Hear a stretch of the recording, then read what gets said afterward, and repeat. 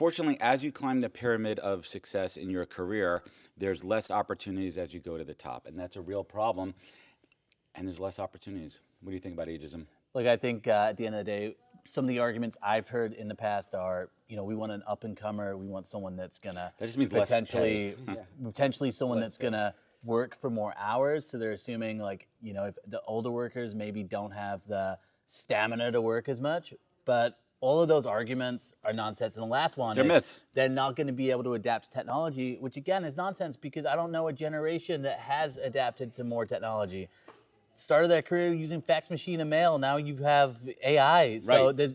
they've gone through a lot of development. So in my mind, we bridge analog and digital, and I think when you have the ability to do that, listen, we grew up with wired, our phones were connected to the walls.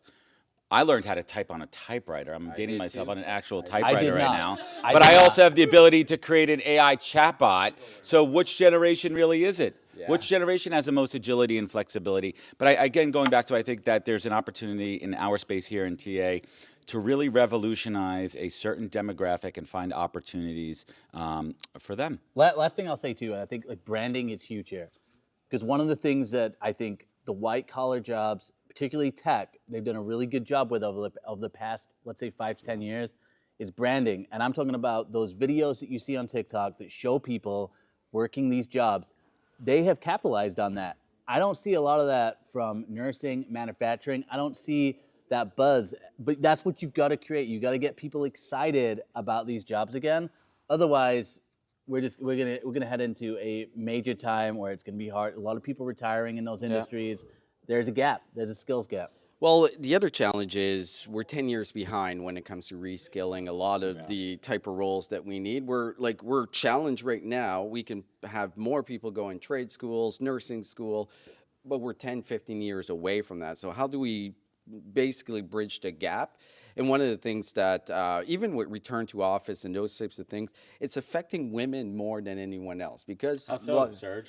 Well, I think primary care in the household, as we like it or not, is women have a bigger role. And I'm not saying that's fair, but I think it's reality across the board. How do we make it more flexible so they can work in different areas, they can work different shifts? How do we help with childcare in general? Because we want people to have children. Possibly by not forcing people back to an office 5 days a week. Yes. Maybe one. I'm going to throw a little curveball. Okay. I'm going to throw a little curveball there too. And everyone talks about returning to office, and work from home versus return to the office. I don't talk about it. There are some people, this is crazy, spicy hot take, that are actually more productive in an office. Yeah. Right? There are people CEOs that are more, no. There's people that are more productive in an office.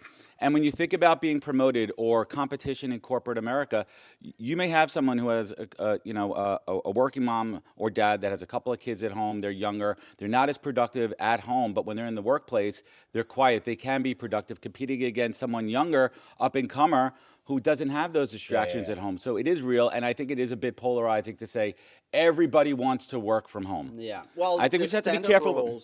The stand-up roles, they're not working from home anyways, right? But we still can offer flexibility, like different shifts. That's the key. I think that's the key. It's giving people that sense of, hey, I have some control here, and it's not just a set, rigid, environment. You got to give that flexibility. But choice, flexibility, and options.